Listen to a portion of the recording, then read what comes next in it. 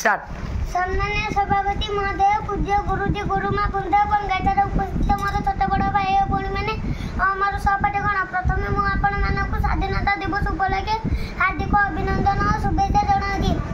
आज पवित्र स्वाधीनता दिवस में मत कि कहवाक सुजोग मिलता मुझे धन्य मन कर। आज हूँ 15 अगस्त 2024 मसीहा आम देशर 68तम स्वाधीनता दिवस।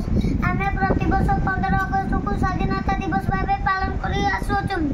आज दिन हूँ प्रत्येक भारतीय एक गर्व गौरवर दिन। आम देशर जातीय पर्व स्वाधीनता दिवस। आपण मैंने जानते आम देश 1947 मसीहा अगस्ट मास 15 तारिख दिन ब्रिटिश शासन कबलू मुक्त हो स्वाधीनता लाभ करथिला।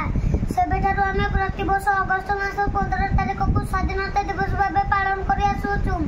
आम देश माँ को विदेशी शासन कबलू मुक्त करने जो वीरपुत्र मैंने निज जीवन को उत्सर्ग कर श्री चरण कोटि कोटि प्रणाम।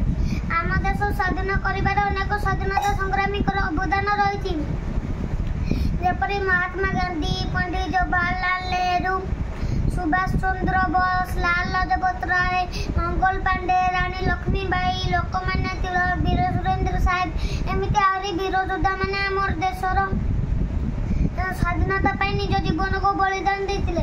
आज यही पवित्र दिन में आम समस्ते मिलमिशि शपथ नेबा जे आम आम देश को विश्वर सर्वोत्तम देश रूप गढ़ा और आम देश को स्वच्छ सुंदर सुरक्षित रखा। मुझे व्यक्त विशेष कर जय हिंद जय भारत।